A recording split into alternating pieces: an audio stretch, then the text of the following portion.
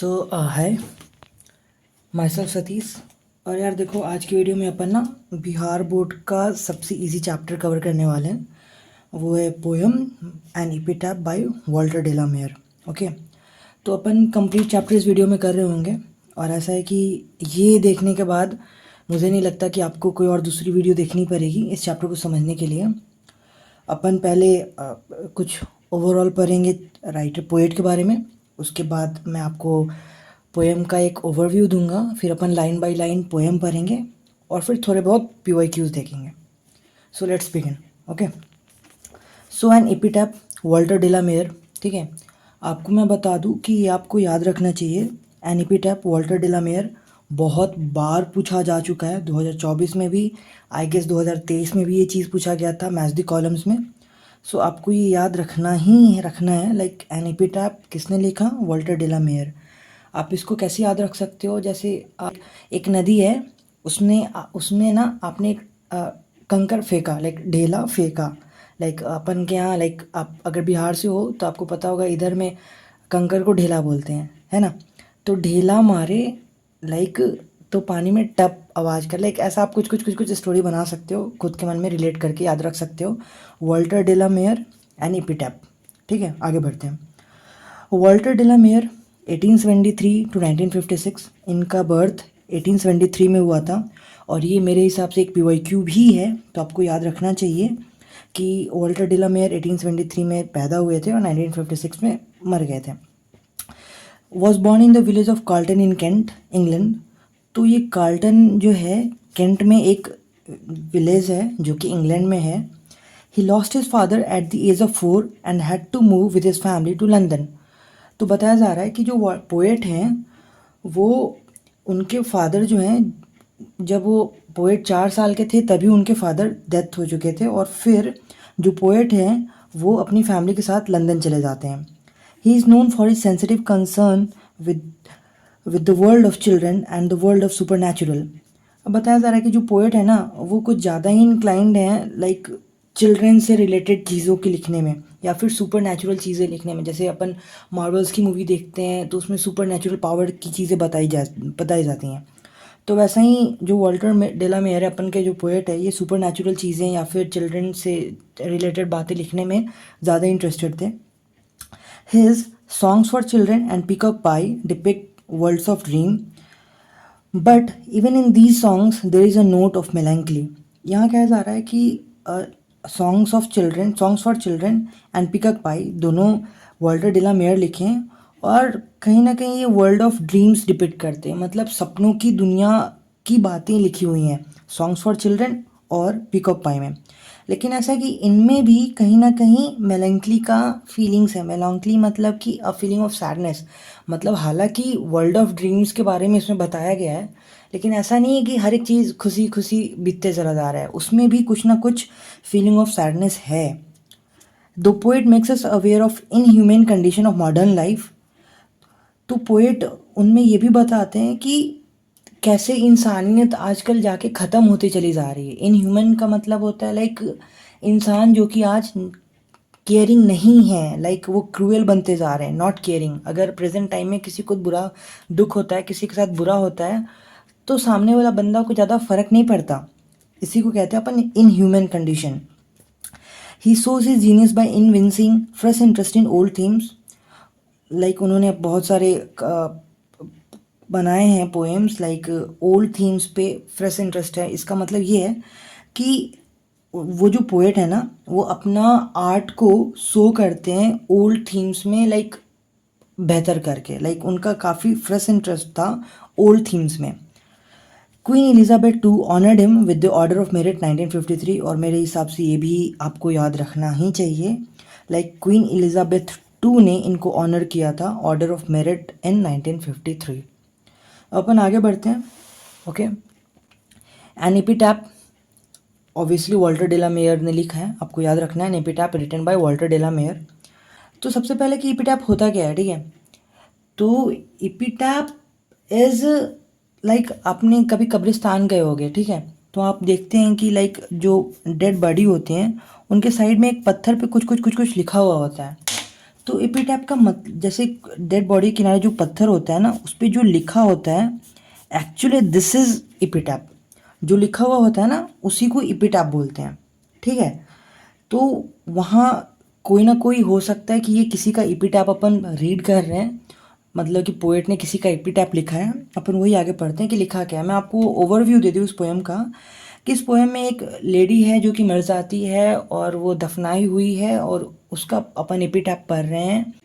Poem का like sense ये है कि कोई भी चीज़ अंत तक नहीं रहती, कभी ना कभी चीज़ें ख़त्म होती है। सो चलो अपन पढ़ते हैं।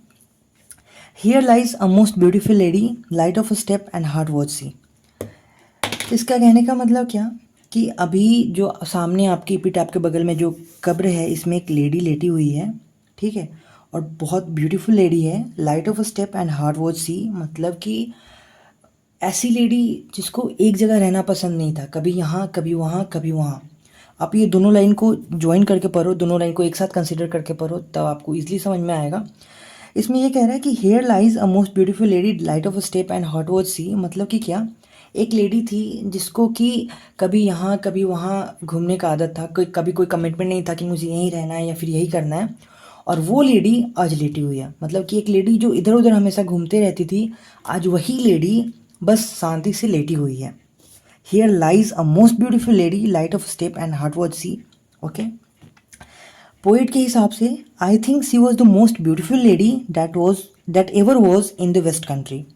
पोइट ये कह रहे हैं कि उनके हिसाब से ये जो लेडी लेटी हुई है ना, ये मोस्ट ब्यूटीफुल लेडी है जो कि आज तक वेस्टर्न कंट्री में पैदा हुई है। मतलब कि वेस्ट कंट्री में जितनी भी लेडीज़ रही हैं, उनमें से मोस्ट ब्यूटीफुल लेडी यही थी जो कि अभी कब्र में है।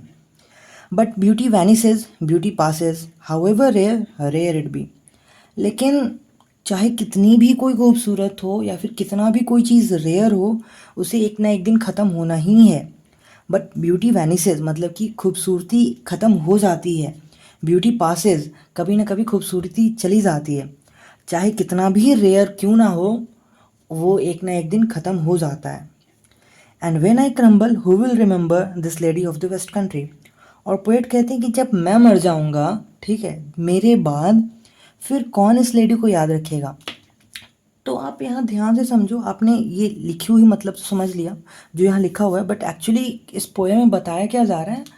पोएम में ये बताया जा रहा है कि चाहे कोई भी चीज़ कितना ही क्यों ना अच्छा हो, कितना ही क्यों ना रेयर हो, कभी ना कभी उसका अस्तित्व ख़त्म हो ही जाता है। जैसे आप देखो कि यहाँ पे उन्होंने बताया कि एक लेडी थी जो कि बहुत खूबसूरत थी, तो जब तक थी वो तब तक बहुत सारे लोग उसको जानते होंगे, ऑब्वियस सी बात है। अभी वो मर गई, ठीक है, लेकिन फिर भी पोइट कह रहे हैं कि चलो बहुत खूबसूरत थी, ये थी वो थी, लेकिन अभी मर गई है, लेकिन मैं इसको याद रखा हूँ। लेकिन जब पोइट भी मर जाएंगे तब तो फिर ख़त्म ना, मतलब उसके बाद तो पता नहीं ना, किसी को नहीं पता कि वो लेडी थी भी, एग्जिस्ट भी करती थी, बहुत खूबसूरत थी, बहुत रेयर थी, कुछ नहीं। तो वही बताया जा रहा है कि चाहे कोई कितना भी रेयर क्यों ना हो, एक ना एक टाइम पे ख़त्म हो जाता है। हर एक चीज़ का अस्तित्व एक टाइम पे ख़त्म हो ही जाता है। ओके, तो अपन यहाँ तक था आपका like poem, complete poem. Poem में देखो, हालांकि टफ़ क्वेश्चंस नहीं पूछे जाते बिहार बोर्ड में, लेकिन हाँ, ऐसा नहीं कि टफ़ क्वेश्चन बनाए नहीं जा सकते। जैसे मैं फिर भी आपको बता दूं कि इस पोएम में कहीं कहीं पे ना लाइक पोएटिक डिवाइसेस यूज़ किए गए हैं, हालांकि पूछे नहीं जाते बिहार बोर्ड में। जैसे आपको आपको ये दिख रहा होगा, आपके ही बुक में जो दिया हुआ है, मैं वही आपको बताता हूँ, ठीक है। पहली चीज़ कि यहाँ पे आपको दो पोएटिक डिवाइसेस को ध्यान रखना है। एक ambiguity, ambiguity is a poetic device, ठीक है, जो कि एम्बिगुअस का मतलब आपको पता है ना। एम्बिगुअस का मतलब ये होता है कि कोई वर्ड, कोई चीज़ है जो कि नॉट क्लियर है, मतलब कि वो क्लियर नहीं है। मतलब जैसे कि इस पोएम में ना light word as a ambiguity use किया गया है। लाइट का लिटरल मीनिंग क्या होता है, रोशनी, लेकिन यहाँ पे लाइट ऑफ स्टेप, इसका मतलब ये थोड़ी ना कि स्टेप में लाइट, ऐसा कुछ नहीं है ना। लाइट ऑफ स्टेप का मतलब कि बस इधर उधर घूमती थी वो। तो लाइट एज अ वर्ड जो कि एक्चुअल मीनिंग नहीं है, वो यहाँ पे इसको यूज़ किया गया है। तो ये ऑब्वियसली यहाँ पे आपको एम्बिग्यूटी या पोएटिक डिवाइस यूज़ किया गया है। और दूसरा पोएटिक डिवाइस आपको क्या इस पोएम में देखने को मिल रहा है, जो कि आपकी किताब में लिखा हुआ है, मैं वही आपको बता रहा हूँ, वो है irony. Irony is a poetic device जो कि होता कुछ है, मतलब कुछ और होता है। मतलब कि एक सरफेस मीनिंग होता है और एक उसका कुछ दूसरा मीनिंग जो डिपिक्ट कर रहा होता है। मैं आपको आप ही के बुक में दिखा दूँ, ठीक है।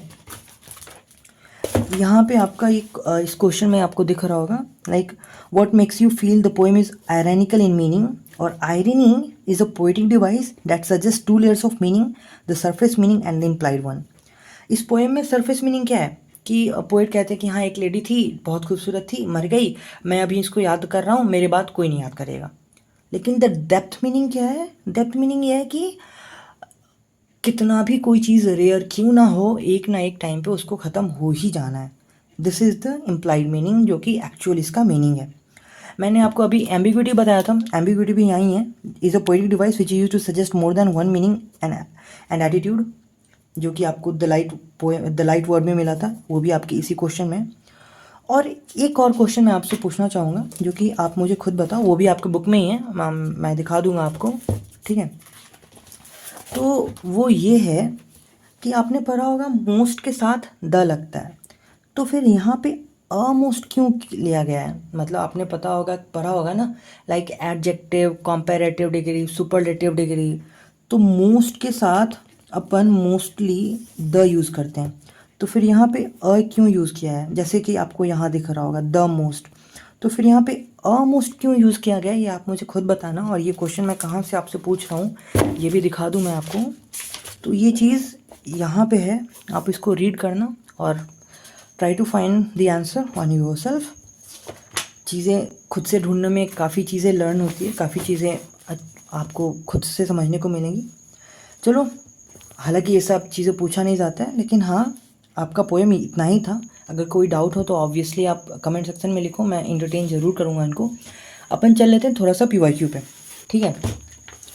तो आप ये देखो, like I guess you can see this, ठीक है। तो यहाँ पे लाइक 2021 का क्वेश्चन है, and when I crumble who will remember who is I in the line.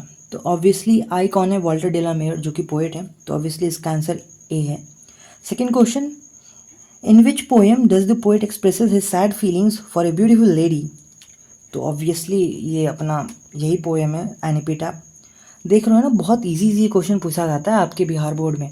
So it's like कि आप बस चैप्टर पढ़ो ढंग से, काफ़ी आसानी से आप स्कोर कर सकते हो। मेरे हिसाब से आप ऑब्वियसली 93, 94, 95 तक स्कोर कर सकते हो। मैं जानता हूँ कुछ बच्चों को जिन्होंने स्कोर किया है। इट्स नॉट लाइक कि यार इतना कैसे स्कोर करें, आप कर सकते हो, आसानी से आप कर सकते हो। Walter de la Mare makes us aware of the choose the correct option. Obviously in human condition of modern life, ये आपको यहीं पे लिखा हुआ था, आप यहाँ ध्यान दिए हो तो। The poet makes us aware of the inhuman condition of modern life, जो इसमें दिया हुआ है एग्जैक्टली आपको यहाँ पे पूछा गया है। कब का क्वेश्चन है ये 2019 और 2020 दोनों में पूछा गया क्वेश्चन है, ठीक है। अपन आगे बढ़ते हैं। वॉल्टर डेलामेयर वॉज बॉर्न इन, ये भी आपको मैंने बताया था स्टार्टिंग में ही, 1873 ऑब्वियसली। और आगे बढ़ते हैं अपन, एक और क्वेश्चन है, dash was honoured with the order of merit 1953, 2022 का क्वेश्चन है, वॉल्टर डेलामेयर, ये भी आपको इंट्रो से ही क्वेश्चन है। So this was all about the an epitaph Walter de la Mare. I hope आपको समझ में आया होगा। अगर फिर भी आपको कोई डाउट है तो ऑब्वियसली आप कमेंट कर सकते हो, मैं आपको रिप्लाई ज़रूर करूँगा। Thank you so much.